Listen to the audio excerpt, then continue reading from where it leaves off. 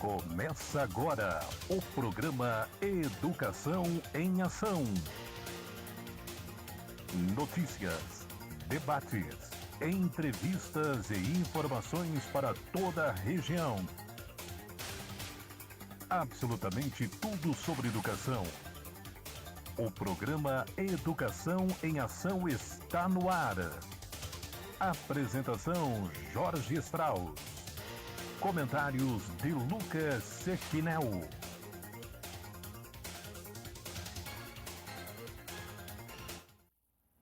Muito boa tarde, Cocal do Sul e região. Estamos começando mais um Educação em Ação. Boa tarde, Lucas. Boa tarde, edição número 33, Jorge. 33. 33. Vamos lá, uma boa tarde aí pra você, não só de Cocal do Sul, mas de toda a região que está nos acompanhando aqui pela rádio 87.9 de Cocal do Sul, mas também que nos acompanha aí pelo Facebook da rádio 87.9. Estamos lá ao vivo. Agora estamos ao vivo na live, não só na rádio, né, Lucas? Bom, hoje nós temos muitas notícias e informações, não só do nosso estado de Santa Catarina, mas muitos estados aí brasileiros interromperam as aulas presenciais. E essa semana nós temos aí muitas notícias também sobre a nossa ANREC, né? O sindicato está fervendo a milhões e hoje nós vamos trazer todas as notícias. Didio Furlan, boa tarde. Didio Furlan de Porto Alegre, abraços aos amigos. Que Seja legal, muito hein? bem-vindo direto do Rio Grande do Sul para Cocal do Sul. Olha só.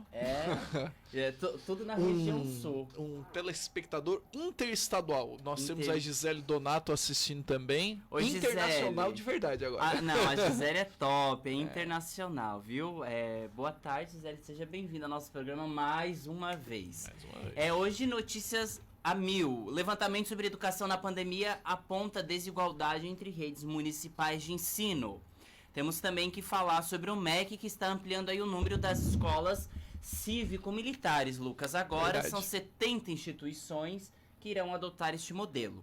Acesso à internet e infraestrutura escolar foram os maiores desafios de 2020, então hoje nós vamos discutir esse assunto. E também, muitas escolas municipais iniciaram o ano letivo, Lucas, de forma remota. Isso no Brasil todo foi um levantamento realizado pela União dos Dirigentes Municipais, a Undime, e hoje nós vamos trazer o que essa pesquisa revelou entre os municípios brasileiros. Escolas de São Paulo registraram 21 mortes e 4.084 casos de Covid de janeiro até o início de março, isso referente-se, claro, à educação, Lucas. Isso mesmo. Também nós temos aqui em Teresina algo que nós vamos dialogar hoje, vamos discutir. É um assunto que quem colocou na pauta foi o Lucas. Isso. Foi o Lucas que incluiu na pauta e hoje nós vamos discutir a famosa Lei da Bíblia. A Lei da Bíblia. Lá em Teresina tentaram impor, né, a Lei da Bíblia, sancionar a Lei da Bíblia, mas essa lei foi encaminhada para o Tribunal de Justiça e segue aí os trâmites legais. Hoje nós vamos discutir, vamos dialogar um pouquinho o que é essa lei da Bíblia que eles tentaram colocar lá em Teresina, Lucas. Isso. Também a derrota para Guedes, a Câmara mantém promoção automática do servidor, envolvendo a PEC. Então aí a gente vai para a Câmara dos Deputados hoje conversar um pouquinho lá sobre essa disputa do bloco PSL, PL e PP, que tá aí dando... Que tá agitando Arthur Lira e seus grandes aliados, né? Paraná suspendeu a volta às aulas e o sindicato está pressionando os prefeitos para a suspensão das aulas presenciais. Bom, isso é bastante notícia, bastante matéria, e nós lembrando que temos também os 3 quadros.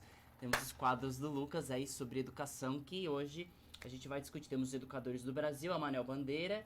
É isso? E isso, educação pelo mundo com as melhores escolas de negócio do planeta e também escolas de nossa região com o Visconde de Taunaí, lá em Lauro Miller. Lauro Miller? Lauro Miller, como diz a Juraci, né?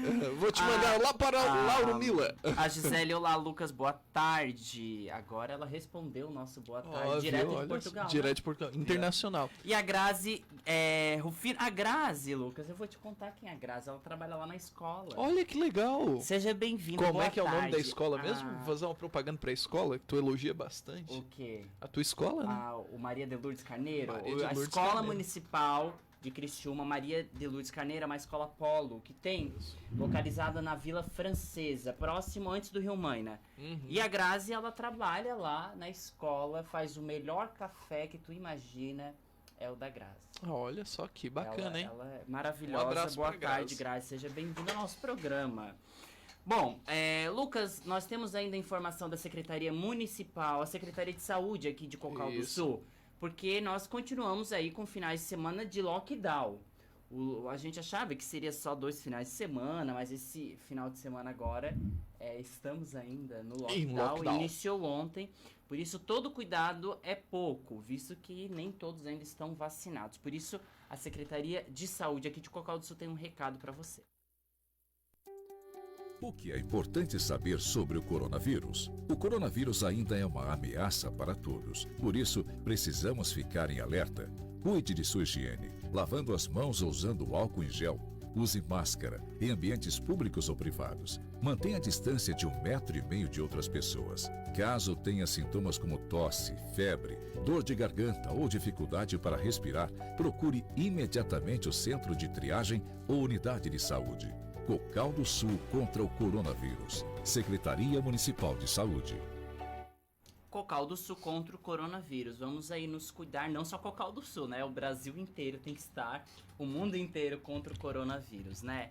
Todo cuidado é pouco. Aí os casos estão cada vez aumentando. As últimas notícias que nós recebemos aqui é que agora não tem mais nem como entrar na UTI. Não tem como. Não tem mais como entrar. Antes eles estavam fazendo uma certa triagem, né? De prioridade para quem entraria aí na UTI para o tratamento intensivo. Agora não. Agora não tem mais essa opção. Bom, vamos para a primeira informação. O levantamento sobre educação na pandemia aponta desigualdade entre redes municipais de ensino. Vamos aí. Foi feita uma pesquisa relacionada às atividades de 2020 e nós temos aí um levantamento bem interessante para passar. Vamos ouvir. Pesquisa da Undime sobre volta às aulas aponta a desigualdade no acesso a tecnologias entre as redes municipais de educação. Dentre as atividades não presenciais utilizadas em 2020, os aplicativos especializados e as plataformas pedagógicas estão mais presentes em municípios maiores. A professora da Universidade de Brasília, Catarina de Almeida Santos, afirma que os repasses da União podem diminuir essas desigualdades. Só tem como reduzir a desigualdade exatamente se você tiver a ajuda dos que arrecadam mais para aqueles que arrecadam menos. O Fundeb visa diminuir essas desigualdades nas condições de oferta educacional. Mas isso é uma questão que diminui a desigualdade, não resolve, sobretudo porque a complementação da União não é o suficiente. O estudo também aponta que o acesso dos estudantes à internet foi o principal desafio enfrentado pelas redes. O presidente da Undime, Luiz Miguel Martins Garcia, destaca a importância de ampliar a conexão do país, como a sanção do projeto de lei 3.477 de 2020. Esse projeto ele é essencial para que a gente possa, inclusive, acelerar algumas políticas, como, por exemplo, a educação conectada, que tem a previsão de levar a internet em banda larga a todas as escolas, mas a previsão dele é terminar em 2024. A Undime já tem levado isso, esse pedido, antecipar para 2021. A pesquisa completa está disponível no site undime.org.br. Bom, a Gisele, a gente teve um encontro aqui no nosso Educação programa. e Ação agora, hein? Conheço a Grazi, trabalhamos juntas e concordo com o Jorge, ela é top. Gi, saudade de você, lindona, tá aí. Olha só. Mataram a saudade já. Saudade virtual, A olha saudade virtual, é verdade, Gisele. A Grazi é fantástica, é incrível. É demais. É top, ela é top mesmo. Bom, Lucas, esse projeto 3477-2020 do presidente da Undime, Luiz Miguel Martins Garcia. É um projeto referente à conexão com internet para os alunos aí das redes municipais. A maioria das redes, Lucas, eles utilizam materiais impressos ainda, tá? Isso, principalmente em municípios menores. 92,9% utiliza o WhatsApp. Né? Acredito que todos, praticamente, né, de uma forma ou de outra utilizam, mas na pesquisa demonstrou 92,9%. Acredito que não encaixaram aí as orientações de professores para os pais. Talvez com não certeza. foi incluído isso. Mas também o videoaula 61,3%, eu achei bastante. É bastante. Orientações online por aplicativo 54%, que aí pode ser colocado o WhatsApp aí nesse 54%. Plataformas educacionais 22,5% é muito pouco. É baixíssimo, hein, Jorge? Sendo que o 22 Classroom é gratuito, tá? E é Ou uma seja, plataforma educacional. É, É uma plataforma educacional. não chega a ser um AVA, mas é um AVA, ou seja, é um ambiente de postagem que qualquer um com uma conta pode acessar, né? E nós estamos aí falando de... a gente está falando aí de municipal, não estamos falando de rede particular, tá? E nem rede estadual, né? São Não, escolas são os municípios brasileiros, Isso, né? até 9º ano, no caso, né? Só que eu acho que no estado não foge muito também. Eu acho que depende, Jorge, porque, por exemplo, na rede estadual de Santa Catarina, é impossível você ficar de fora do Class 1. Se você é aluno, só fica se não quiser participar das atividades. O pacote comprado, né, e adquirido pelo governo do estado, ele visa realmente contemplar a todos e contempla. Aí o acesso à rede é outra coisa, outro debate. Mas o acesso ao Class 1, ele acontece de fato. Por enquanto ainda não está acontecendo porque eles estão fazendo modificações, tem esse negócio de turma remota, turma presencial que vai utilizar da mesma maneira. É outro debate, né? Mas eu acredito que a maior parte das redes estaduais possua mais recursos, Jorge. E daí as redes municipais... O debate da volta presencial sempre, ali, durante o período de levantamento de dados, 29 de janeiro a 21 de fevereiro, né, tivemos aí menos de 30 dias que foi realizado esse levantamento, mais de 90% das redes nos municípios, né, as redes municipais, disseram que pretendiam retornar às aulas entre janeiro e março, agora de 2021. Certo. Né, 63,3% delas de forma não presencial, 26,3% de forma híbrida e 3,8% presencialmente. E 6,6% ainda não tinha definido, não tinha tomado nenhuma decisão sobre como seria. Esses 6,6 aí foram os campeões, né? Porque realmente não tinha como imaginar uma volta presencial tão rápida, né? Metade das redes que responderam ofereceu informação relacionados, claro, à Covid-19 de 2020, Lucas. E os principais temas abordados nessa pesquisa foram os protocolos de segurança sanitário nas escolas, as tecnologias para o ensino remoto, o acolhimento e competências socioemocionais. E aí, nesse debate, nós temos quase 80% dos que falaram aí dos protocolos sanitários, que o álcool em gel, que a máscara, que o distanciamento não são suficientes para a proteção de todos os envolvidos na educação. E 93,5% das redes municipais concluíram ou estão em processo de discussão dos protocolos de segurança. Ou seja, os protocolos de segurança não estão em si já totalmente seguros para que ele seja seguido tão de perto. Os municípios de até 10 mil habitantes, apenas 30% das redes concluíram o processo. Agora, os municípios com mais de 100 mil habitantes, Lucas, o percentual já sobe para 63,3%. É uma distância, né, percentual, Jorge, muito grande. Então, de fato, realmente nós temos ali um grande desafio para os municípios menores. Não sei se você vai concordar comigo, mas me parece que a ausência desses recursos, né, por mais que recebam verbas de governos estaduais e também do governo federal, realmente a distância é muito grande quando nós falamos de municípios maiores e menores, né, principalmente aqueles que não conseguem sequer cobrir a folha de pagamento do próprio município. É fundamental, Lucas, sempre seguir os protocolos referentes à prevenção da Covid-19, Claro. né?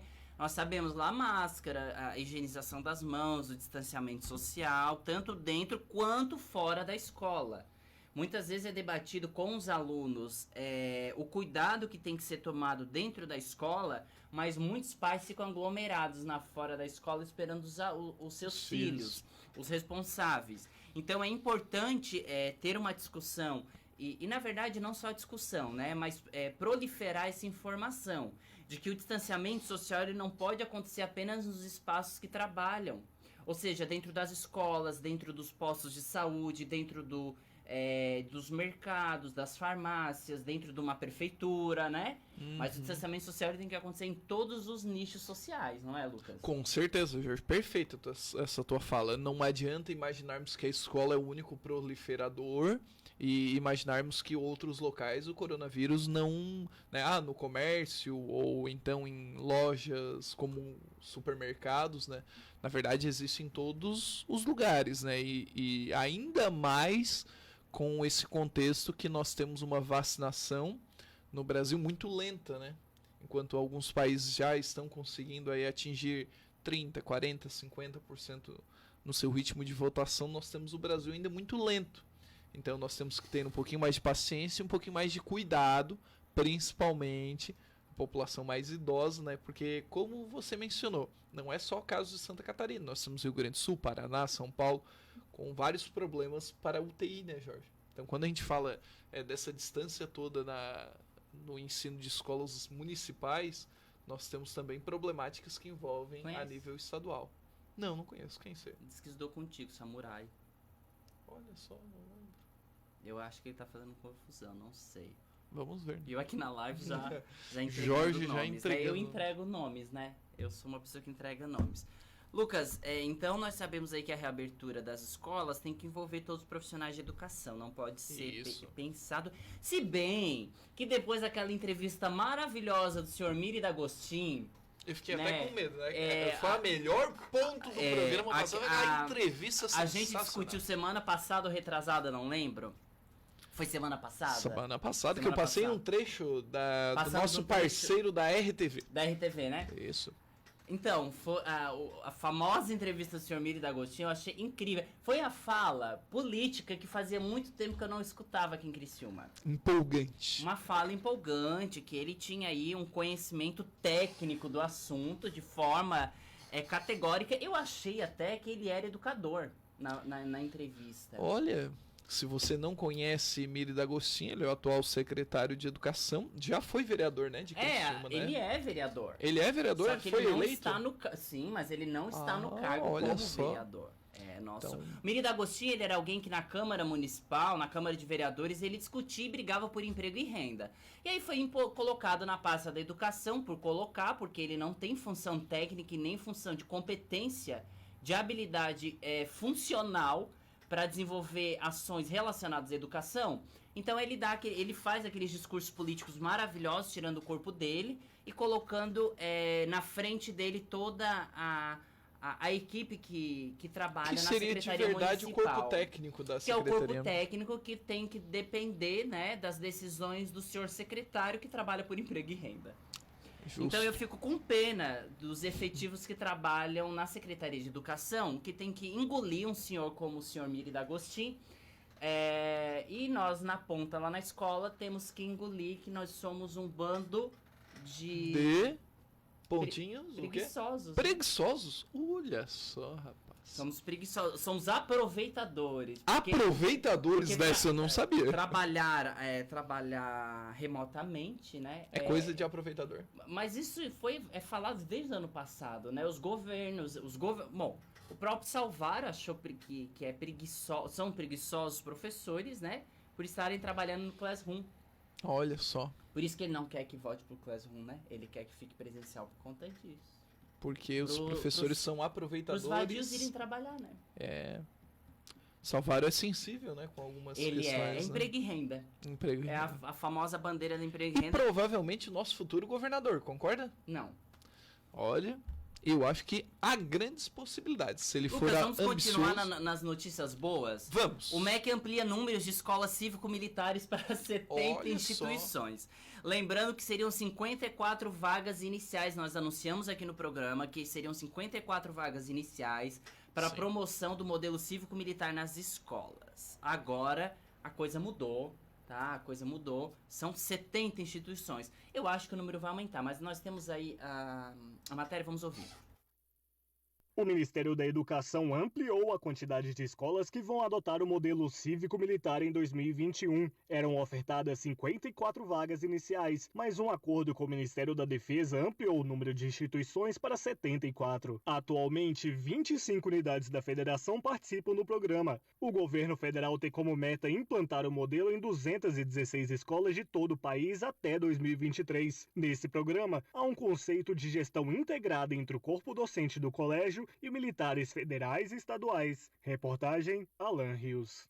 O Ministério da Educação aí, então, ampliando a quantidade do modelo civil-militar agora para... Ah, Lucas, pera. Desculpa. Não são 70 instituições.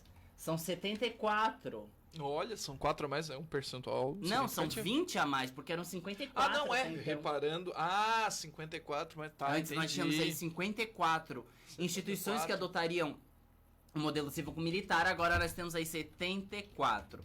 Na realidade, os que já existem na federação são 27 unidades, 25 que pertencem ao programa do MEC, e o governo federal tem como planejamento até o ano de 2023 um modelo que atingirá 216 escolas em todo o país, né?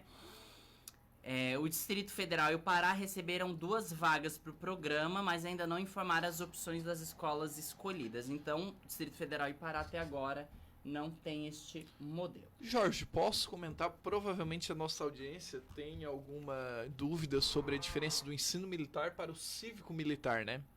Os colégios militares oferecem todo o seu ensino fundamental e médio dependente de militares. Militares licenciados e professores da sociedade civil fazem parte do quadro de funcionários dessas instituições. Para os professores civis é necessária a aprovação em concurso público e, no caso de militares, acontece uma análise de currículo e entrevistas, né, que vão viabilizar esses profissionais para fazer parte desta instituição. Ou seja, resume, Lucas. Basicamente, a diferença está na composição do corpo docente. Qual é a diferença? A diferença está que o colégio militar ele é totalmente vinculado a profissionais militares. Tá. Enquanto o cívico-militar não. Pode ser profissional. É mesclado. É mesclado. Tá. Pode ou não ser mesclado, né? Mas tem que assinar cartilha, né? Com certeza, com certeza. Até ia colocar aqui, ó, também. Isso é uma fonte da Abril Educação, né? Um objetivo é semelhante, né? Algumas diferenças pedagógicas, né? As escolas cívicas. Diferenças entre as duas. As diferenças pedagógicas. Ah, bom, tá. Entre as duas. Estamos comparando a cívico-militar e a militar, né? Os preceitos são militares, mas no quesito de responsabilidade é exclusiva da área pedagógica mesmo. Então, entendi, Lucas. Isso fonte Abril Educação, né? Então, Terezinha Lúcia, seja bem-vinda, boa tarde. A Patrícia Bento trabalha lá na escola também, uma boa tarde. Boa tarde, Patrícia Bento. Então, os militares eles estão desempenhando aí tarefas, parece que de apoio, enquanto que os professores e demais profissionais da educação continuarão responsáveis pelo trabalho didático-pedagógico. Isso é o que o modelo cívico-militar tenha sido apresentado, ou seja, profissionais da educação eles serão priorizados na questão de ensino, enquanto os militares serão apoio. Jorge, escolas militares, segundo o Centro de Referências em Educação Integral, né, UI, 13 escolas militares existem no Brasil. E elas foram fundadas entre 50 e 70 e elas atendem, né, do 6º ao 3º ano do ensino médio. Né? A maior parte dos alunos são filhos de militares. Essas são as escolas militares. E nós apresentamos aqui no programa algumas pesquisas em referente a premiações que as escolas militares receberam e desenvolvimento educacional, desenvolvimento de aprendizagem. Isso. São pesquisas que nós levantamos aqui e trouxemos para o programa ano passado, Lucas, eu lembro que foi ano passado. E em questão agora eu vou dizer de aprendizagem, né? Em questão de prova mesmo, de quantitativo, eles estão muito bem avançados, tem uma estrutura muito boa e isso é perceptível através das pesquisas realizadas e é um modelo, assim, eu não estou dizendo do modelo em si, mas eu estou dizendo do que as provas apresentaram deste modelo, né? Que eles criaram assim, uma capacidade muito desenvolvida, muito boa. E ganharam premiações, tá? Isso. Ganharam algumas premiações. Jorge, as famílias devem, né, que podem, quase como devem, contribuir com valor mensal de R$100 e R$300 e deve pagar os fardamentos dos alunos, que custa o equivalente a R$600. Uma informação bem importante. O IDEB do Ensino Fundamental 2 desses colégios militares é 6,5 em média. O das escolas estaduais brasileiras é 4,1. Então, Só que tem um detalhe. Para os cofres públicos, cada aluno do colégio militar custa 3 vezes mais que um estudante de escola regular. O custo aluno de uma escola militar é 3 vezes maior. Então, dá para realmente associar o investimento ao desempenho, né?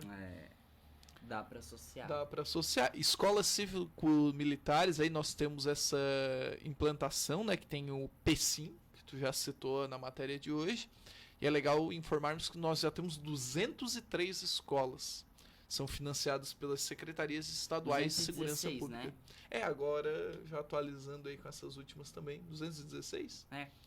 Então, é bastante, hein? 216 até agora. Bastante. 216 Não, desculpa. A intenção é 216. Então, provavelmente... Nós temos até agora 74. 74... Eles querem até 2023 atingir e aí 216 escolas. Então, nós vamos ter um gasto bem grande, né? O custo investimento é maior, bem né? grande, né? O investimento. A gente não pode colocar a educação como um gasto. A gente sempre deve colocar como investimento, né? A Nani Marques, deixa eu comentar. A Nani Marques, ela trabalha no corpo de gestão da escola lá Maria de Lourdes Carneiro. Hoje você está com fãs aqui, Eu Jorge. estou com fãs hoje. Ela disse o nosso famosinho do Maria dela, famosinho. Nossa escola está batendo o IDEB das escolas militares 6,7. É verdade, hein? A média das escolas militares é 6,5, né? A média da escola tá muito boa, 6,7. 6,7, tá, muito bom. tá além da escola militar. E né? com um custo 3 vezes menor, hein? Porque o que tá vindo... Eu vou ter que parar tudo agora. E vou ter que dizer, Lucas, eu não vou conseguir ficar quieto. O que tá vindo de merenda para as escolas municipais de Criciúma é uma vergonha. Sério, Jorge? Explica isso pra gente. A gente quadro sabe... Jorge Polêmico. É o quadro Jorge Abrimos Polêmico, o quadro né? Eu queria Jorge que o pai hoje estivesse aqui para falar esse assunto. Hoje o pai não veio, o pai deu bolo no público. Pois é, ele ficou... a audiência vai achar, ele tá com medo do pai aqui, O pai arregou. O pai arregou. E assim, é vergonhoso o que o nosso prefeito tá mandando de alimentação, né? Para as escolas municipais. Desculpa, Lucas, mas um pacotinho de 5 bolachinhas para uma criança, um café com leite, isso aí não é lanche que se dê. Todos os dias o pacote de bolacha? Ah, não, quando é isso é maçã. Olha, Jorge, gostaria que tu explanasse mais sobre o assunto. E aí essa semana tiveram o famoso pão com frango. Bom. Foi maravilhoso, foi bom, mas assim, as aulas começaram dia 17 de fevereiro, né? Demorou um pouquinho pra fazer a alegria do pessoal, Deixa eu ver hein? que dia que veio, dia 11. Dia 11 de O pessoal março. gosta de um pãozinho com frango. Ou seja, eles né? ficaram quase 30 dias comendo bolacha ou um pão com margarina, porque é o que o município mandou. Era isso. E eles... Agora eu vou falar outra, que eu presenciei essa semana. Mais uma polêmica. O senhor... porque eu sei que o estado também tem, Lucas, mas o município tem aquela central... Sim, pois é, o que eu ia falar. Que é a central onde ficam os mantimentos e dali é distribuído para as escolas, né? Certo. E tem os materiais de limpeza da central. Na mesma central. Não sei se é na mesma, mas deve ter uma central disso. Certo. Lucas. E é distribuído para as escolas. E eu vi na escola alguém que trabalha lá, deve ser cargo comissionado, deve ser pau-mandado de Salvaro, mais um pau-mandado de Salvaro, né? Quase não tem, né? Quase não tem. E aí, ele foi na escola, porque as nossas amigas da limpeza, elas estavam usando os produtos de limpeza, estavam lavando, por exemplo, banheiro 2 vezes por dia, porque é referente ao protocolo sanitário. Normal, né? Plancon. Sim, tem que lavar mais vezes, porque tem alunos de manhã e à tarde. Ok. Ele quis regular o uso, Lucas. Ele quem? Esse moço Olha aí. Só. O uso do álcool para limpar as mesas. E que boa, ele assim, mas o número de alunos não diminuiu? Ele teve a ousadia de falar isso. Ou seja, a capacidade técnica que o senhor Salvaro tá colocando nas pastas é esse o nível. Ele acha que a limpeza é feita por número de alunos. Jorge, é uma situação bem preocupante. Não tenho palavras. Quando eu ouvi isso, eu juro que eu fiquei sem reação. Constrangedor, hein? Eu acho que ele tava subestimando a capacidade intelectual do pessoal da educação, né? Eu não sei se ele tá querendo que limpe mesa de aluno uma vez só por dia, ou que o álcool seja passado na mão só 3 vezes na manhã. Ou ele vai falar que o corona é uma gripezinha, alguma coisa do Não tipo, sei né? qual é a próxima fala, me preocupa, mas a educação tá indo por esse caminho. O município de Criciúma está realmente deixando a desejar. Evoluindo no processo educacional. E aí o Salvaro falou, na entrevista que nós passamos semana passada, que ele ia aproveitar essa oportunidade aí das mudanças diretivas nas escolas, que ele iria colocar aí pessoal o quê, Lucas? Capacidade técnica elevada, né? Aí, a capacidade Formação técnica é tão técnica. elevada que o funcionário dele acha que a limpeza da escola é por número de alunos. E não Ou é seja, prioridade, né? Se o número de alunos diminuiu, o material de limpeza, a quantidade é menor. Então, esse é o caminho da educação em... Eu não sei se todas as escolas que eu trabalho eu sempre falo mal, não sei porquê. Não, aí você não está diretamente falando mal da escola, e sim da gestão Não, mas eu sempre municipal, falo né? da gestão municipal e estadual, eu sempre tenho Sim, pitaco, sim. né? Mas é difícil elogiar, né, Jorge? Jorge, mas hoje gostaria de mostrar bons exemplos de escola de negócios. Vamos lá. Vamos lá pelo Educação pelo Mundo, a melhor escola de negócios do Brasil. E a gente vai ver que é um exemplo totalmente diferente. E a gente vai ver que não é barato também, tá? Antes de tudo, justificando, já que a gente está falando de novidades. Tem de o educação. Brasil tá... O Brasil tem um representante chamado Fundação Dom Cabral. Todo mundo já ouviu falar da Fundação Dom Cabral, mas hoje a gente vai escutar ela associada a nomes muito poderosos. Vamos ver, então. Educação pelo Mundo. Hoje vamos conhecer quais são as 10 melhores escolas de negócios do mundo. Um ranking divulgado também pela revista Você S.A. mostra a educação executiva do jornal britânico Financial Times, um dos mais respeitados do mundo. A Fundação Dom Cabral subiu posição num ranking das melhores escolas de negócios do mundo, publicado todo ano pelo jornal britânico Financial Times. A Escola de Educação Executiva Brasileira ficou na 13ª posição na lista de melhores cursos abertos, em 15º lugar na lista de melhores escola de cursos customizados, que são aqueles feitos sob medidas para empresas. A Fundação Dom Cabral foi bem em várias categorias nas duas listas.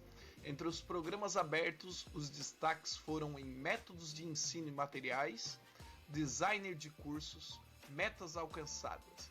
Já entre cursos customizados, os destaques foram para instalações e uso futuro. O ranking geral é uma combinação dessas duas avaliações, embora seu resultado final não seja igual à média das duas classificações. Em primeiro lugar na classificação geral em 2020 está a escola de origem espanhola, IESE Business School, seguida pela francesa HEC Paris e pelo IMD Business School. Confira agora as 10 primeiras colocadas.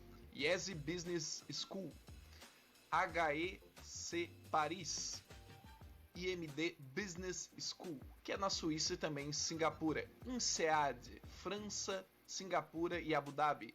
ESSEC Business School, França.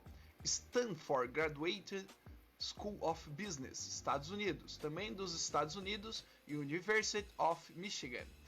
Do Reino Unido, University of Oxford. Fundação Dom Cabral, no Brasil. E ESMT Berlim, na Alemanha. O destaque então fica para a Fundação Dom Cabral. Esse foi o Educação pelo Mundo. Lucas, primeiro eu tenho que falar aqui o que a Gisele Donato comenta. Estou aqui dando gargalhadas pela fala do Jorge.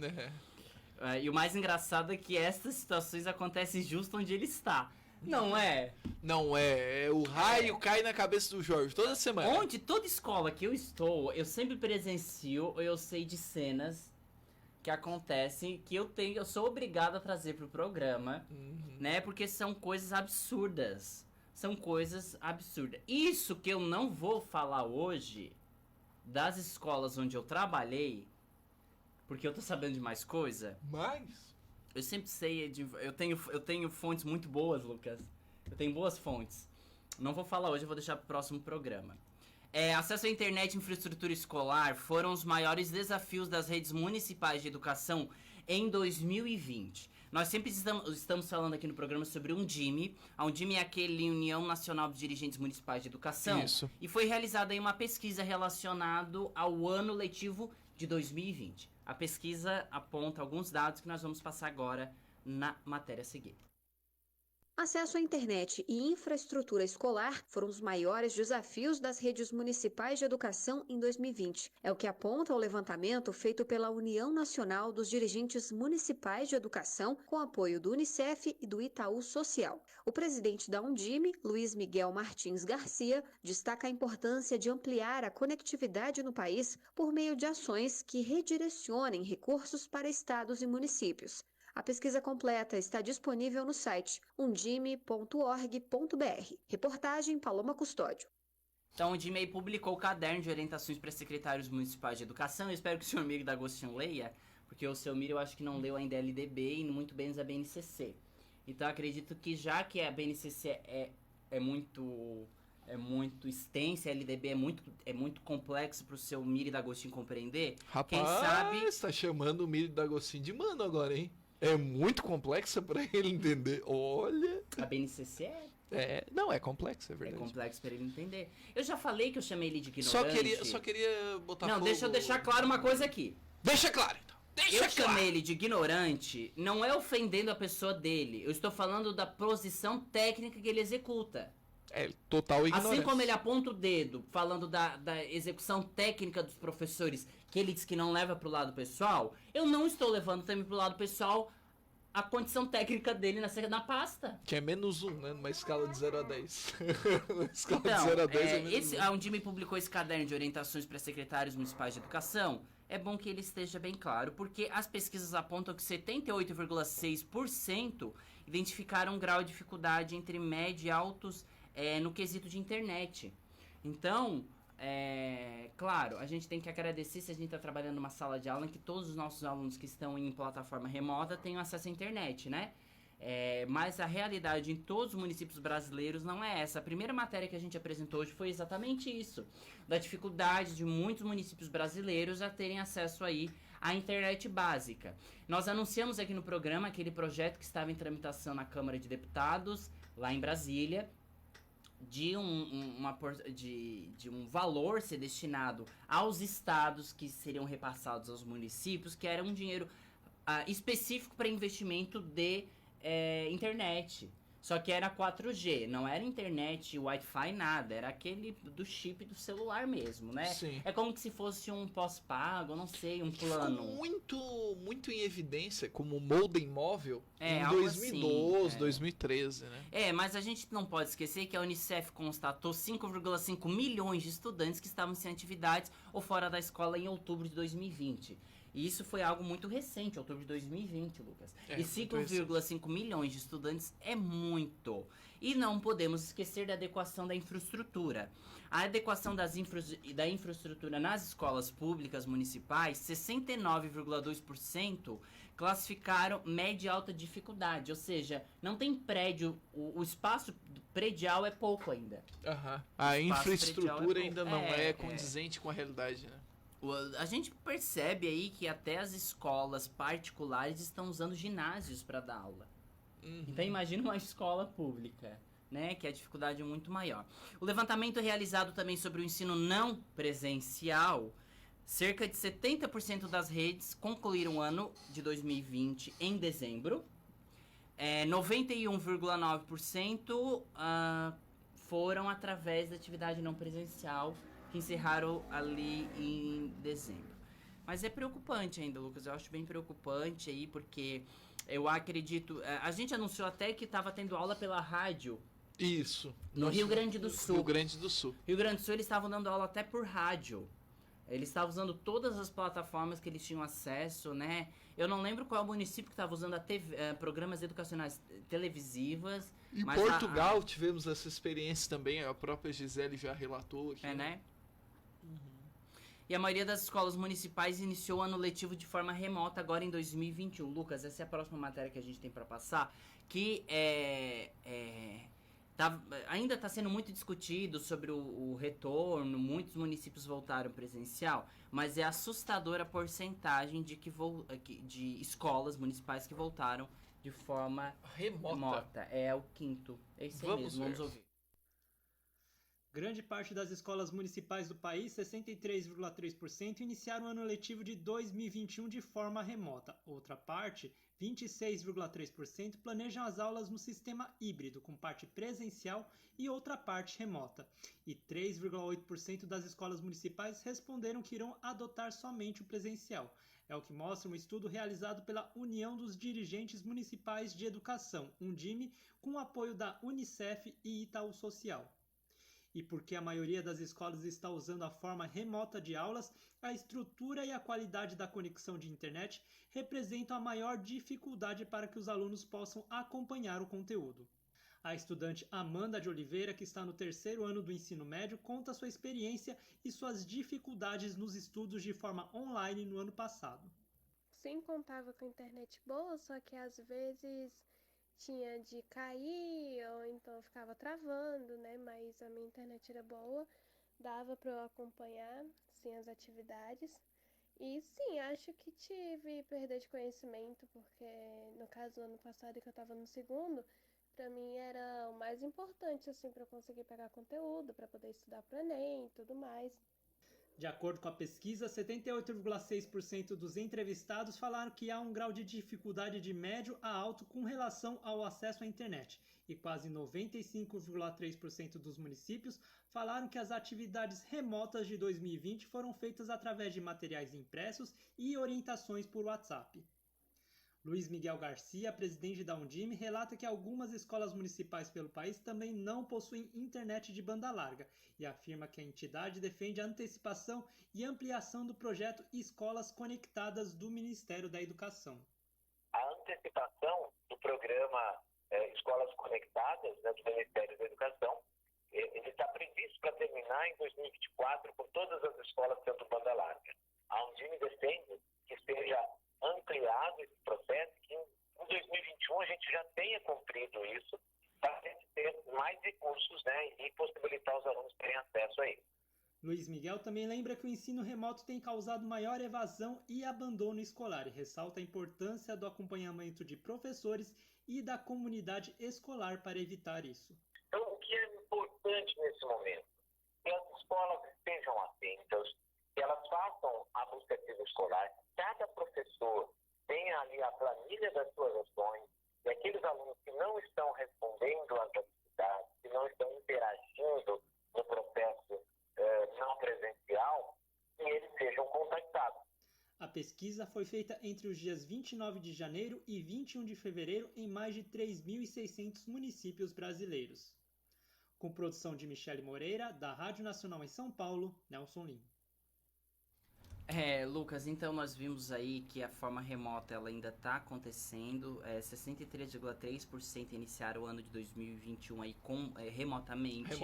E 26,3% aí no sistema híbrido. Apenas 3,8% é presencial e Criciúma está dentro desse 3,8%. Jorge, na verdade, se a gente for analisar Santa Catarina como um todo, e Criciúma foi atrás, claro, né? O estado de Santa Catarina, se ele... A palavra prevaricar não vai condizer. Prevaricar por quê, Lucas? Porque assim, ó, na minha concepção, o estado de Santa Catarina, ele foi ousado demais, então.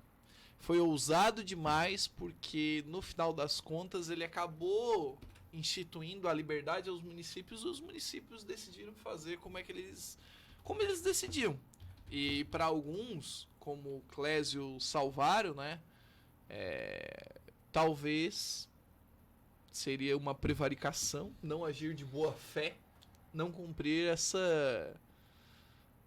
esse papel que a rede estadual deu aos municípios de decidir, né, se seria viável ou não as aulas presenciais. Na minha visão, aconteceu um grande erro. Poderia ter iniciado remoto, esperar um pouquinho a vacinação. Vamos pro próximo quadro? Vamos deixar esse debate pro lado. Vamos, porque o próximo a gente vai falar de São Paulo, que é pesado, então vamos para um quadro. Vamos conhecer a escola Visconde de Tanauí. Já ouviu falar? Não, Lucas. Vamos Claro ouvir.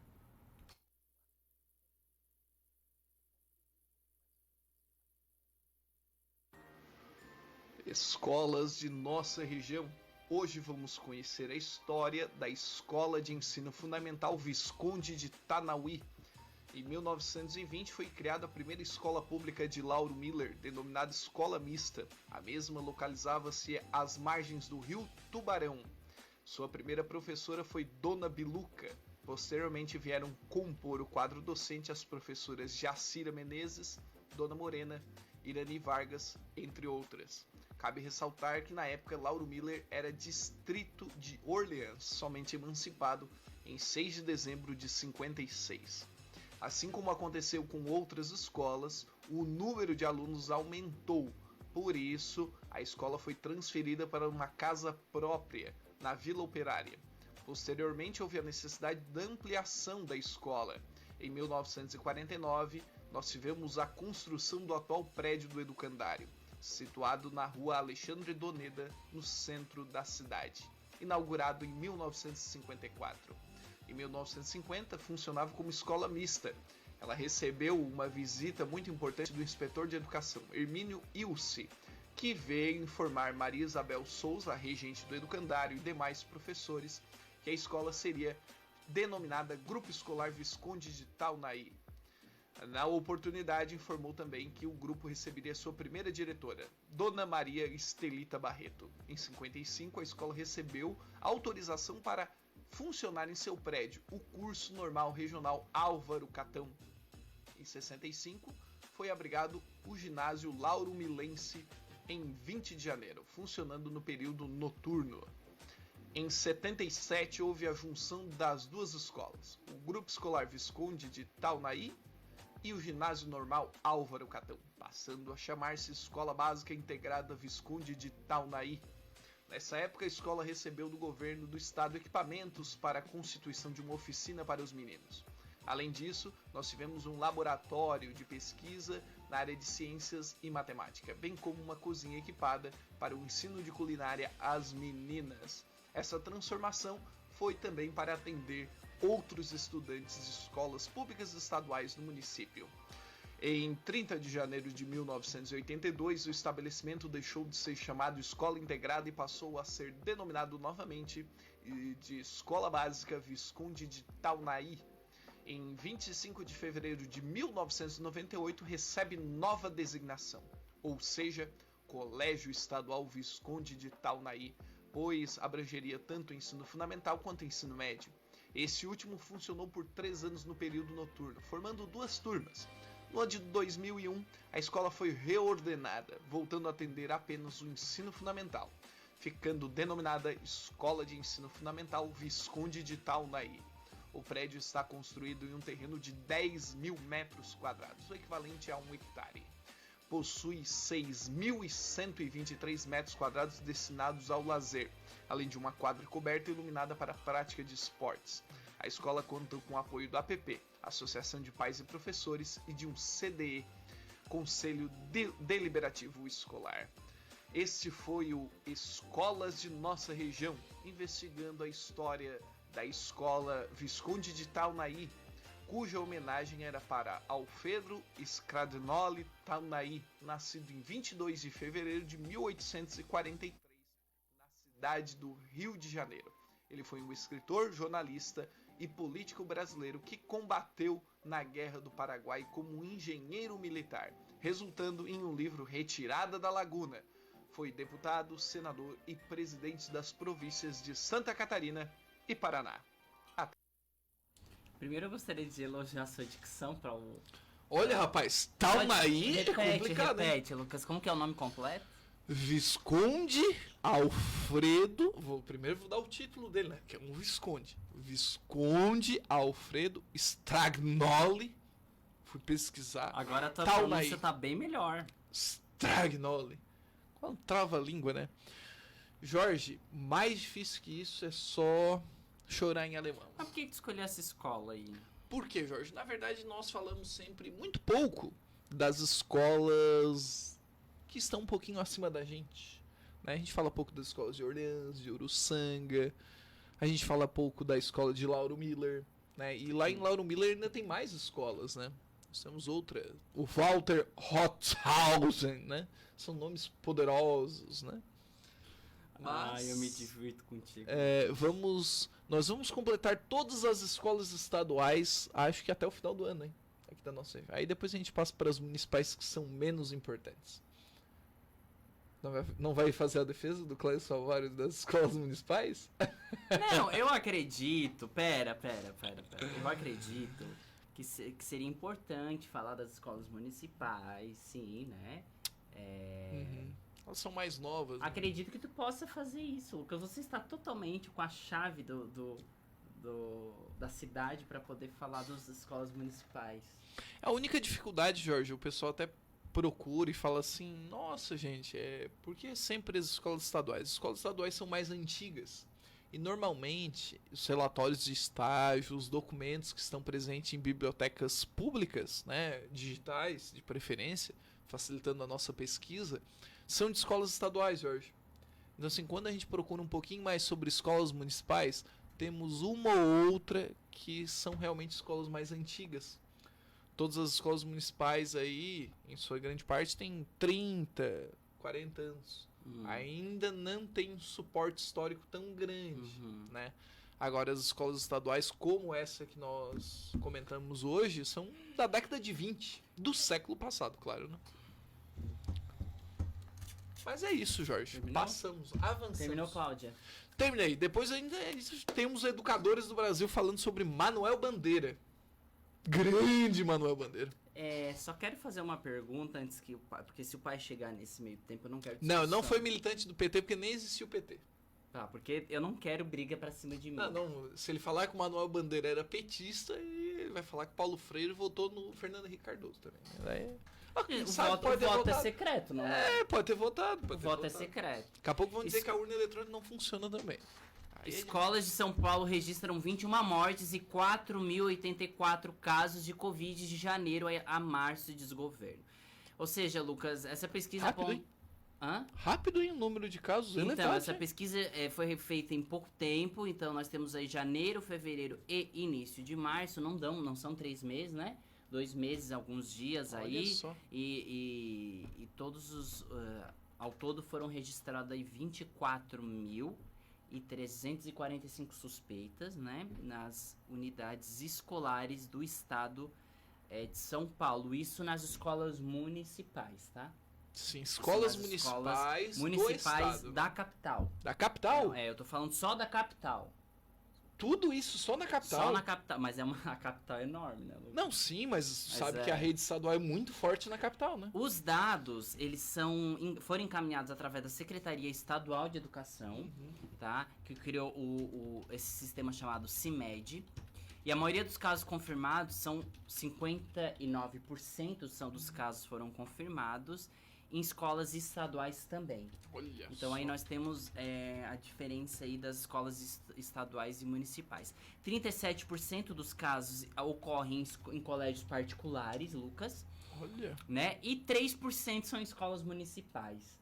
E é um número assustador mesmo, né? 645 cidades paulistas, 400 são obrigadas a notificar os casos no CIMED. É um sistema lá que eles usam para como que fizessem um registro, um controle do número de casos aí da Covid.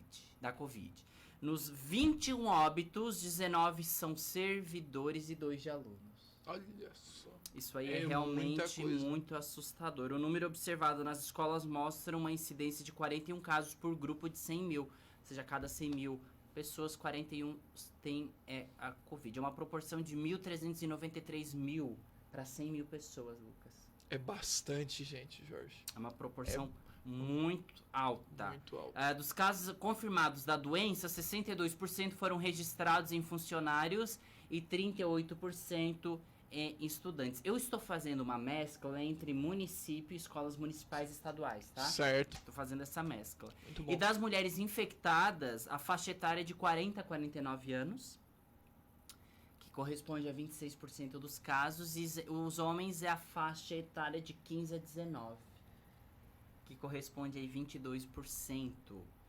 Os dados do CIMED também mostram que a maior concentração dos casos na região de Araraquara e São José do Rio Preto, onde a taxa de transmissão da doença na comunidade em geral está mais elevada. Isso aí foi divulgado dia 8 de março, Lucas. 8 de março foi essa semana, eu acho que foi segunda-feira. Foi. E a última atualização foi hoje. Nossa. Então, eu estou trazendo informação atualizada. E o ano letivo lá em São Paulo iniciou dia 8 de fevereiro.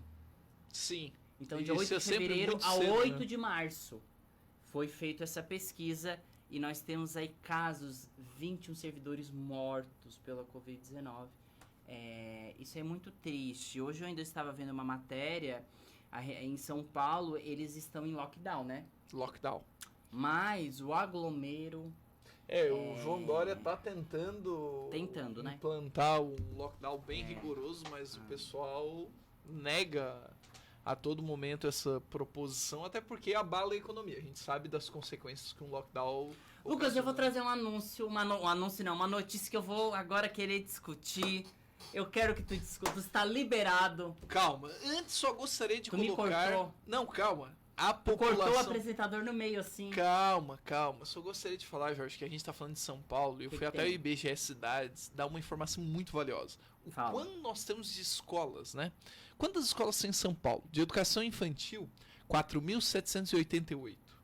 De ensino fundamental, 2.997. E no ensino médio, 1.383. Caramba, é coisa... Deu? Caramba. Sim, só isso. Então tá, a próxima vez pode incluir na pauta que eu apresento aqui, tá? Pra não... Tá bom. Vou pensar. Bom, Mais uma coisa. Essa próxima notícia tu tá liberado pra discutir. Então vamos ver. Fica à vontade, tá? Fica à vontade pra discutir. Teresina sanciona a lei da Bíblia em escolas. Olha só. Entidades de ateus vão pro Tribunal de Justiça. Eu tô falando porque tu é meio ateu. Eu não sei se tu é totalmente. Não, na verdade... Tu é meio estranho. Eu não sei o que tu é até hoje. A gente se conhece há alguns anos. É verdade. E até hoje eu não sei o que tu é. Na verdade, sou agnóstico. Mas isso que eu não sei o que tu é. Porque nem tu sabe. Não, estudantes de escolas que adotarem a lei sancionada pelo prefeito de Teresina, José Pessoa Leal, que ele é chamado de Doutor Pessoa, ele é do MDB. Olha só. O MDB, nós temos representantes do MDB na Câmara Municipal de Criciúma, não temos? Temos. Paulo Ferrarese. É o único MDBista. Terão que ler trechos Esse aí, gente, é uma lei sancionada. A gente vai explicar tudo, mas a lei sancionada era... Terão que ler trechos... Isso dentro da escola, tá? A gente tá falando dentro da escola. Terão que ler trechos da Bíblia assim que entrarem na sala de aula. A medida aprovada entra em vigor neste ano letivo, que começou em 1º de março. Lá em Teresina começou agora. Não faz 2 semanas. Não, faz 2 semanas. Porém, ela está sendo questionada pela ATEA. ATEA é a Associação Brasileira de Ateus Diagnósticos do Brasil. Bem conhecida. Tá? A entidade ingressou com ação direita de inconstitucionalidade no Tribunal de Justiça do Piauí contra a resolução batizada pelo senhor prefeito de Teresina, chamada Lei da Bíblia. Lei da Bíblia. A Lei Municipal 5.563, publicada no mês passado, determina a leitura de textos bíblicos nas escolas públicas e privadas de Teresina. Nossa. No entanto, faculta essa medida aos donos e diretores das unidades escolares. Donos. Então aí a gente se refere apenas a unidades particulares. A lei explica que as escolas que aderirem à nova regra terão de fazer a leitura da Bíblia preferencialmente no início das aulas nos 2 turnos. A decisão é questionada por pais e entidades. O advogado do grupo dos ateus e agnósticos, né? Eu não sei se é uma federação, não. É uma entidade. É uma entidade, né?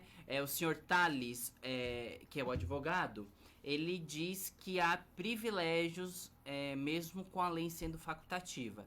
Ele diz, abre aspas, o Estado deve ser neutro em matéria religiosa, a título de exemplificação. Qual seria a reação dos cristãos, por exemplo, se uma lei facultasse a realização de leituras de livros satanistas, cultos umbandistas, ou se algum professor alinhasse os alunos e pregasse contra a existência de Deus? Até sempre incisiva. O advogado, né? Ele não é ateu, agnóstico. Não, ele é representante da ateia, né? Não, ele é o advogado deles. Da ateia, né? Não que ele seja ateu ou agnóstico. Não. Mas ele é um advogado dele. Ou seja, ele defendeu a causa. Ele ainda alega que a chamada lei da Bíblia institucionaliza o preconceito e a exclusão de minorias religiosas. Para o advogado, a lei fere a Constituição, abre aspas. Ele não parou. O Estado brasileiro em todos os níveis, federal, estadual e municipal, conforme a Constituição, é laico. O poder municipal não pode privilegiar nenhuma crença. Isso fere a Carta Magna e os princípios de igualdade que norteiam uma sociedade democrática, inclusiva e que respeita a liberdade das crenças. Em Teresina, o projeto foi apresentado em 2020 pelos vereadores Fábio Dourado, do Solidariedade, que eu não conheço esse partido. Não conhece? Não. Ele já tá crescendo bastante. E Gustavo de Carvalho, do PSDB, com o argumento que visa o conhecimento cultural e os fatos históricos bíblicos. Mas isso já tem na disciplina ensino religioso. Que ainda depois eu vou discutir esse assunto. Em várias cidades do país, outras câmaras de vereadores tentaram implantar projetos semelhantes. Em Ilhéus, na Bahia, foi aprovada a lei do Pai Nosso, gente, obrigando alunos a rezarem a oração antes das aulas. E em Xangri-Lá, no Rio Grande do Sul, a juíza Adria Josiane Miller Gonçalves, da terceira vara civil da comarca de Capão da Canoa, derrubou a lei que tornava obrigatória a leitura da Bíblia nas escolas públicas no município. Eu não parei ainda, tem mais coisas. Tem mais coisas. Estamos Para aqui um absorvendo. bandista, Tarciane Freire, de 44 anos, mãe de um estudante de 13 anos, a lei é discriminatória. Abre aspas, ela diz: já que faculta as escolas, a lei deve facultar também o direito da minha filha sair da sala de aula durante a leitura da Bíblia. Esse projeto é discriminatório e privilegia as religiões católicas e evangélica, gerando ainda mais conflitos. O presidente do Sinep, que é o Sindicato dos Estabelecimentos de Ensino do Estado do Piauí, o senhor Marcelo Siqueira, diz que já existe jurisprudência de que as escolas têm autonomia para adotar o ensino religioso. Abre aspas, é importante que o pai leia o projeto pedagógico da escola que vai matricular o filho e esteja de acordo com as atividades que serão desenvolvidas. Então nós temos aí muitos assuntos dentro de um só, muitos abre aspas. Isso. Né? A lei da Bíblia nas escolas de Teresina eu acho que é uma coisa muito séria, muito grave e que tem que tomar cuidado para que outros municípios, outros estados... eu tenho muito medo que isso aconteça aqui em Criciúma. Acho que não. Acho que aqui não aconteceria. Aqui em Cocal? Aqui em Cocal. Em Você tá falando de Criciúma? Ou em Criciúma. Aqui em Santa Catarina seria muito difícil de imaginar isso. Eu não tô dizendo que não aconteça, tá? Isso é muito triste. Eu acho que pode acontecer, realmente. Gente, mas não... em primeiro lugar, a gente vai deixar claro que o programa Educação e Ação não está indo contra o ensino religioso na escola. Ah, não é? Não. Ah, bom saber. Não. Porque tá. eu acredito que é importante os alunos conhecerem as religiões. Certo. É importante, Lucas. Certo, eu falei certo. Lá nas disciplinas de história... religião, no ensino fundamental. Religião, conhecimento de religião. Agora, eu fazer, né, com que eu querer que os meus alunos, que eu não sei de que religião são, dentro lá da casa deles, fora da escola, certo, obrigarem eles a ler a Bíblia, eu não sei se o pai deles usa a Bíblia ou o Corão. Eu não sei se o pai deles usa a Bíblia ou não usa a Bíblia, ou se é um bandista e usa um outro livro, ou se é espírita e usa o livro, a Bíblia baseada lá em Kardec.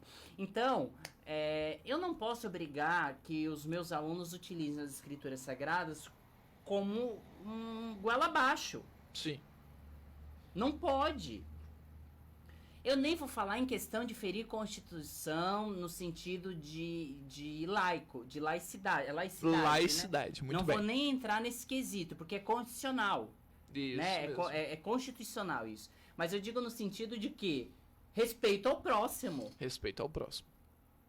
Bom, a gente viu aqui caso de mãe umbandista Se manifestando, se né? manifestando, de pais ateus, de pais, provavelmente pais agnósticos, pais que são, sei lá, ou talvez pais católicos que também não aceitariam isso dentro da escola. Na verdade, Jorge, é importante lembrarmos que o fundamentalismo dessas leis ligadas à leitura ou ensino bíblico está normalmente voltado, não vamos afirmar com 100% de certeza, que seria uma besteira, mas normalmente Não. está ligado a igrejas Lucas, e eu vou vereadores evangélicos, eu vou não é verdade? Sim, eu vou voltar a repetir, eu não estou indo contra o ensino e a divulgação da Bíblia, eu acho que sim. Mas não o espaço escolar. Né? Existem entidades, né, que fazem já isso, existem instituições religiosas, né, que trabalham na divulgação, né. Acredito que o estudo, né, das religiões, ok, né. Ok. Eu acho que é válido, porque a gente tem que trabalhar a sociedade dentro da escola. Então, estudar o que são as religiões, né, todas, né, ensinar... Eu acho que isso. Mas aí a gente está partindo aqui de um conceito mais do que religião. A gente está empurrando religiosidade. Isso. Aí eu acredito que vai ferir muito... e também eu não sei se alguns profissionais da educação, professores, são todos católicos, né? Talvez exista algum profissional de educação que nem acredita na Bíblia. Então, para ele... Aí coloco como facultativo, até que ponto é facultativo. Muitas coisas na educação é considerado facultativo, é considerado cada um decide e no final é empurrado com goela abaixo e é obrigado a fazer. Porque... Mas é transmitido na mídia que é facultativo. Analisando bem, pro professor de ensino religioso, o correto mesmo seria que ele fosse ateu, né? Até porque ele trabalharia todas as religiões. Não precisa ser ateu. Ele pode ter a religião que ele quiser, mas na hora de ensinar, ele ensina todas. Sim, eu digo, ele não estabeleceria nenhuma preferência. Eu acredito que religião é uma coisa pessoal. Dentro da escola, o professor ele não é católico, não é evangélico, não é nada. Ele é professor. E profissional de educação. Ele é profissional de educação. Ele não tem que levar a religião pra ele empurrar a goela abaixo dos outros. Com certeza. Então o professor de religião ele pode ser ateu, agnóstico, pode ser católico, crente, bandista, candomblé, pode ser tudo. Só que ele tem que trazer a parte técnica dele, como professor, de ensinar as religiões. Deu? Ponto. Jorge, o que eu comento é que até é um movimento bem forte, né? Até realmente, desde os grupos do Orkut, as redes sociais fortaleceram muito, né? Até uma associação aí gigante, realmente tem muitos adeptos. E outra coisa, Lucas, na Bahia, em Ilhéus, já foi aprovado a lei do Pai Nosso. Meu Deus! Rezar em oração antes das aulas. Jorge, não sei se quando eu estudava era assim. Eu não sei se tu lembra, mas assim, ó, eu tinha uma época que se rezava o Pai Nosso. Tinha o Pai Nosso. Em silêncio. E daí o pessoal que era evangélico não rezava esse Pai Nosso. Ficava em silêncio só. Ficava em silêncio. Mas eu saía, eu não participava de alguma coisa. Eu ficava na sala, mas ficava quieto. Me parece agora uma contravenção, né? Porque daí, não pode rezar o Pai Nosso. O evangélico e o católico são cristãos, né? E agora pode ter essa leitura da Bíblia, sabe? Então, é meio confuso, né? Bem confuso, né? E aqui perto do nosso estado, no Rio Grande do Sul, lá no Capão da Canoa, não, em Xangri-Lá. Terra do planeta Atlântida.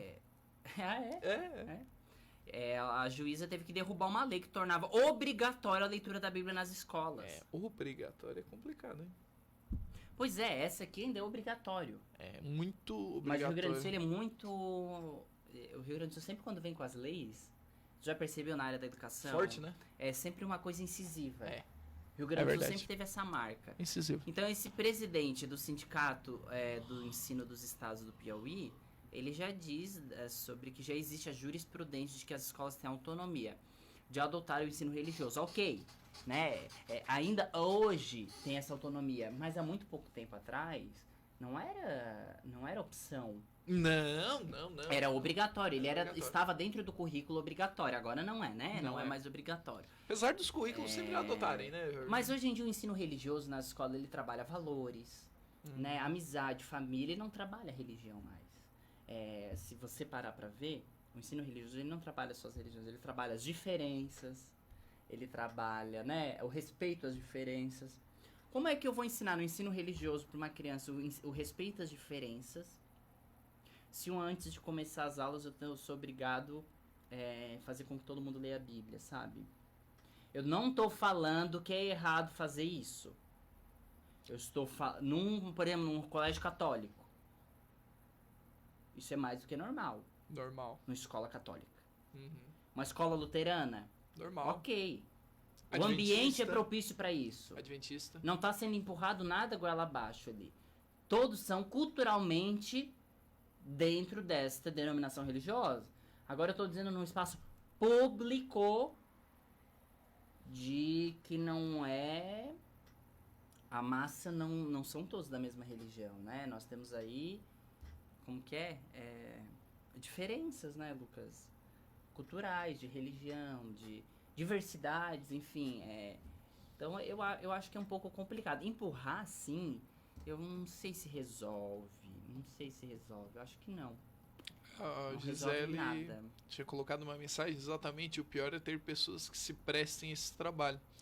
Bom, eu sempre coloco o seguinte, né, Jorge? Quando a gente fala de uma temática polêmica como essa, muita gente coloca, porque religião não se discute, ou política e futebol não se discute. Tudo se discute. O que não se discute é fé, né, Jorge? Eu não posso julgar a fé ali.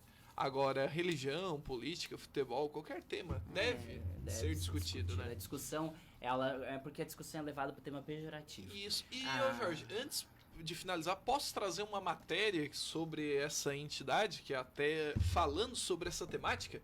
Ou seja, uma reportagem de ontem mesmo. Vamos lá. Vamos. Do Estado laico, rasgar aquela página do Estado laico, aí eles aprovavam esse projeto. Mas vai lá, Efraim, desculpa te interromper. Então, a lei que foi sancionada pelo prefeito Dr. Pessoa faculta a leitura da Bíblia em escolas públicas e particulares de Teresina, até particulares. E o processo foi divulgado como relator o desembargador Hilo de Almeida. Segundo o advogado Thales Beauchamp-Chaton, da associação, ele diz que isso, ele acha impressionante porque a própria consultoria jurídica da Câmara Municipal alertou para o vício de inconstitucionalidade e concluiu pela impossibilidade jurídica da lei. Mas, mesmo assim, foi aprovado pelos vereadores e não viu nenhuma reação, ninguém reagiu contra isso. Ele coloca a seguinte coisa: imagina se isso fosse para colocar essas minorias religiosas, como candomblé. Imagina se uma lei facultasse essas escolas públicas e privadas o ensino e princípio do candomblé, a leitura sagrada a leitura do livro sagrado do Islã. Os alunos, não, já imaginou? Não, Efraim, mas já imaginou? Vamos imaginar esse cenário? A Câmara... Não, para tudo. A Câmara de Teresina aprova, olha só, aprova a possibilidade das escolas, caso queiram, porque inclusive se acabou o ensino religioso no Brasil, ó. Então, assim, é só um trechinho, né, Jorge, para ver ali um debate lá do Piauí mesmo, né, o pessoal debatendo o assunto na capital, né, Teresina, então, pegou o fogo, e não foi o fogo do manto, né? Agora a gente vai trazer uma notícia sobre a promoção automática dos servidores. Em derrota para Guedes, a Câmara ela mantém essa promoção. Mais uma derrota para o ministro da Economia, Paulo Guedes. A Câmara dos Deputados aprovou isso ontem, por 444 a 18, a retirada da PEC emergencial dos trechos que impedem a progressão e promoção de carreira de servidores e agentes públicos. Com isso, todos os servidores seguirão com o direito de avançar nas carreiras, aumentando assim seus salários, mesmo em casos de emergência fiscal e calamidade pública, Lucas. Apresentado pelo bloco PSL, PL, PP, O destaque surgiu de um acordo entre o governo e a maior parte dos partidos da base aliada ainda durante o primeiro turno de votação da PEC. O objetivo era evitar a aprovação de outros destaques que retiraria todas as restrições fiscais. É uma temática bem polêmica, mas afeta a vida funcional de muita gente, né, Jorge? E o Paraná suspende as voltas às aulas, Lucas. Vamos ver. O Paraná ele suspendeu ontem o retorno das aulas presenciais, que voltaria na segunda-feira, dia 15. Ele foi suspenso ontem. De acordo com o governo estadual, ainda não há uma nova data prevista para o retorno das atividades. O governo informou que a decisão da suspensão das atividades presenciais na rede estadual levou em consideração o cenário da pandemia em todo o estado. A taxa de ocupação das UTIs do SUS está acima de 90%. Bastante. Isso lá. A evolução diária dos índices de internações, novos casos e transmissões do vírus são os fatores aliados novamente nos próximos dias. Então, eles vão ainda analisar como que serão os próximos dias para o possível retorno. E vamos falar do sindicato. Mas antes disso, vamos falar do último quadro. Vamos lá. E depois a nossa última notícia do sindicato aqui, tá? O sindicato aqui da nossa região. O que temos hoje, Lucas? É o Manuel Bandeira. Nós vamos conhecer um educador do Brasil, elementar aí para as questões literárias. Vamos lá. Educadores do Brasil. Hoje vamos conhecer a história de Manuel Bandeira, nascido no Recife em 1886, falecido no Rio de Janeiro em 1968. Foi um poeta, crítico literário de arte, professor de literatura e tradutor brasileiro. É considerado como parte da geração de 1922 do modernismo do Brasil. Seu poema, Os Sapos, foi abre-alas da Semana de Arte Moderna. Juntamente com escritores como João Cabral de Melo Neto, Gilberto Freire, Clarice Lispector e Joaquim Cardoso, entre outros, representa o melhor da produção literária do estado de Pernambuco. Filho do engenheiro Manuel Carneiro de Souza e de sua esposa Francelina Ribeiro, era neto paterno de Antônio Herculano de Souza Bandeira, advogado e professor na Faculdade de Direito do Recife, tendo dois tios reconhecidamente importantes, sendo um João Carneiro de Souza Bandeira, que foi advogado e professor de Direito, e Antônio Herculano, que era irmão mais velho de seu pai, foi advogado procurador da Coroa, autor de expressiva obra jurídica. No Rio de Janeiro, para onde viajou com a família em função da profissão do pai, engenheiro civil do Ministério da Aviação, estudou no Colégio Pedro II, ginásio nacional como chamaram os primeiros republicanos. Foi aluno de Silva Ramos, José Veríssimo e João Ribeiro, e teve como condiscípulos Álvaro Ferdinando de Souza da Silveira, Antenor Nascentes, Castro Menezes, Lopes da Costa e Arthur Moses. Em 1903, terminou o curso de Humanidades.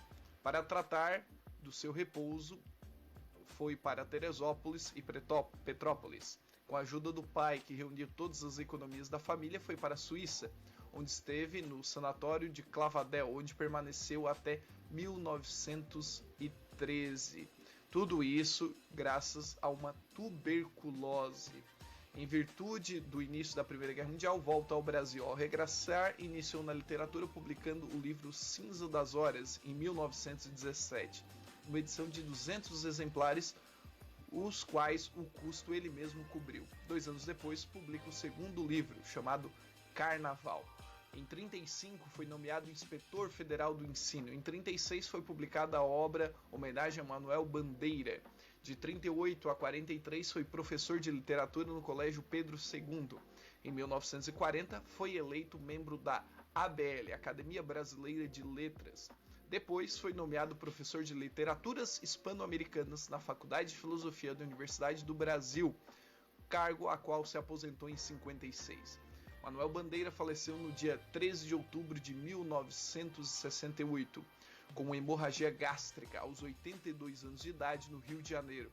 Foi sepultado no túmulo 15 do mausoléu da Academia Brasileira de Letras, no cemitério João Batista. Dentre as suas principais obras, podemos listar As Cinzas das Horas, Carnaval, O Ritmo Dissoluto, Libertinagem, Estrela da Manhã, Lira dos 50 Anos, Belo Belo, Mafuado Malungo, Opus 10, Estrela da Tarde, Estrela da Vida Inteira. Esse foi o Educadores do Brasil, conhecendo um pouco mais sobre um grande mestre da literatura brasileira, Manuel Bandeira.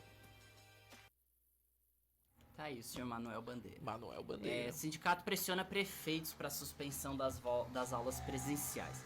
A coordenação regional do Sindicato dos Trabalhadores em Educação de Criciúma, enviou para todos os 12 prefeitos de municípios que compõem a ANREC, mandou pro presidente da ANREC. Jorge Koch. O Jorge Koch, que é o prefeito de Orleans. Isso mesmo, delegado. É o prefeito de Orleans, esse ofício. Além de Orleans, então, nós estamos falando aí de Rincão, estamos falando de Criciúma, Cocal do Sul, Forquilinha, Içara, Lauro Miller, Morro da Fumaça, Nova Veneza. Siderópolis, Uruçanga, Treviso, Uruçanga. Então, o ofício, ele diz assim, eu vou ler na íntegra. Certo. Cumprimentando cordialmente o Sinti Regional de Criciúma, representando os trabalhadores em educação na rede pública estadual de ensino, vem respeitosamente pedir o uso de sua autoridade que decrete a suspensão das aulas presenciais em seu município, considerando também a rede estadual. Esta solicitação se fundamenta em altos índices de contágio pela Covid-19, o colapso na superlotação dos hospitais, o não cumprimento de todos os protocolos previstos no Plancom Edu, os inúmeros casos de membros da comunidade escolar com sintomas de contágio. Entendemos que a decretação da suspensão das aulas faz-se necessária como medida protetiva para os alunos e seus familiares, pois evita desta forma a aglomeração e os contatos sociais que são próprios do ambiente escolar, bem como a implicações que envolvem deslocamentos de alunos e profissionais de educação. Então, este foi o ofício na íntegra. Eu estava vendo no Instagram ainda um vídeo do coordenador do Sinti, daqui da ANREC, que é o Enio. Enio Leonardo. O Enio Leonardo. Eu não assisti o vídeo, mas esse vídeo está sendo bem divulgado, bem compartilhado, que eu acho que o que ele diz no vídeo é justamente o que o ofício apresenta, né, Lucas? Isso mesmo. Esse é o teor. O ofício apresenta. É o posicionamento do Sinti, né? E demais sindicatos aí dos profissionais. Então, é claro, essa é uma discussão muito grande que a gente está trazendo aqui pro programa, abre, fecha escola, o que fazer, ainda está muito confuso. Isso, a gente aqui no programa, a gente compreende muito bem, tanto que nós nunca tomamos assim uma posição firme de dizer abre ou fecha, porque nós não queremos incitar justamente essa tomada de decisão que não cabe a nós, né, Lucas? Não. Claro, enquanto sindicato, eles se posicionam a favor dos profissionais de educação, né? Normal também. Né? Normal, isso vai no meu. Enquanto aquele vídeo que eu te mandei, que tinha que passar no final do programa, a gente vai ter que passar hoje, tá? Mas o que eu fico preocupado com toda essa situação é que, assim, será que o fechamento da escola, ele realmente resolve? Será que ele resolve realmente? Bom, não sei, mas algo que eu comentei semana passada que eu vou repetir aqui no programa. É preferível ter atraso escolar, atraso de aprendizagem do que morte. Isso aí é algo que a gente tem que ficar assim bem... a gente tem que tomar consciência disso. É preferível atraso escolar do que mortes. A gente acabou de anunciar em São Paulo as mortes dos servidores, de professores que morreram pelo contágio. A gente não está dizendo que não, como estão falando, não, então é porque os professores são vadios, eles querem ficar em casa, não querem trabalhar, tal. Isso aí já é uma outra discussão. Mas antes de discutir esse assunto, proteger a saúde. Mas significa então que os outros setores devem parar também? Então vamos fechar tudo. Não, a gente está falando de escola. Eu acho que cada setor tem a sua discussão própria, tem as suas regras próprias de funcionamento. As regras de funcionamento de um posto de saúde, a regra de funcionamento aí de um hospital, de um mercado, de uma fábrica, de uma mercearia, é diferente de uma escola. Nós estamos falando aí de educação básica, de escola com crianças de 6 anos de idade, que não sabem nem para que serve uma máscara, que eles tiram bola. A realidade é diferente. É diferente. Isso que eu nem cheguei no ensino médio. Eu tô falando de educação básica no quesito fundamental, né? Educação infantil fundamental. Que também é uma discussão diferente da educação básica do ensino médio, né? É uma realidade muito diferente também. Então, eu acho que cada instituição sabe a real necessidade, sabe o funcionamento da mesma. Não tem que generalizar. Isso mesmo. Eu acho que a generalização que é perigosa nesse momento, enquanto as vidas estão em risco, né, Lucas? Isso mesmo, Jorge. Jorge, então vamos encerrar o nosso Educação em Ação, a nossa edição número 33. Eu soube que tu tá indo pra praia. Estou. E antes de chegar na praia, na casa da minha namorada, vamos ouvir os institucionais da nossa rádio. Gente, olha o milagre acontecendo. Ele é agnóstico, mas eu acredito em Deus, é um milagre. O Lucas está namorando. Eu vou dizer aqui no programa, porque eles estavam me perguntando semana passada, Lucas. Sim. Vieram me perguntar. O que vieram? É porque muitas vezes me perguntam e eu não conto pra ti. Olha só. Muitas vezes. Revelações. Quadro Revelações. Vieram perguntar se estava namorando, ficando com alguém, todos me perguntam. Olha só, rapaz. Eu nem vou dizer com quem, mas estavam perguntando. E aí, eu não falei que tava, porque eu não me medo na tua vida. Eu não falei que tu tava namorando. Mas, agora que tu falou aqui... Estou namorando. Então, eu vou deixar claro que o Lucas tem uma namorada, né? E como que é o nome dela mesmo? Júlia. A Júlia. A Júlia. Eu perguntei o nome porque eu fiquei com medo de errar o nome. Isso, rapaz. Mas é porque eu tenho a memória ruim mesmo. Mas a Júlia, namorada do Lucas, uma hora a gente vai fazer ela aqui no programa, porque eu quero conversar com a Júlia de perto e dar uns recados pra ela. De precaução. Assim como a gente dá casos, a gente fala de como se cuidar do corona, a gente tem que falar aqui, pedir, né, pra fazer um vídeo de como se cuidar do Lucas. Haja coração. Bom, isso foi Educação em Ação. Edição número 33, né? Edição 33. A gente tem que terminar assim num clima um pouco mais ameno, porque as notícias foram muito pesadas. Foi um dia carregado. Ainda é sábado, a gente precisa relaxar um pouco, que a semana foi tensa.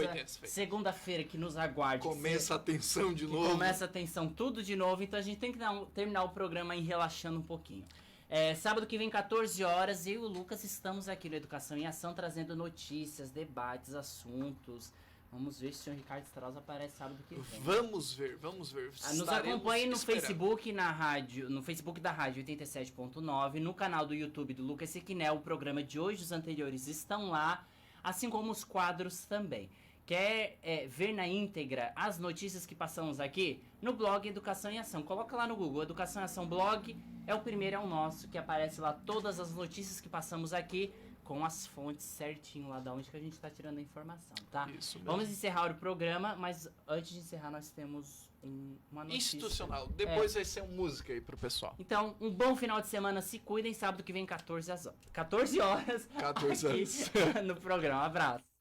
Conheça nossos apoiadores culturais, em conformidade com a Portaria 1909/2018 do Ministério das Comunicações. Faculdade à Distância Exucre Uniaselv.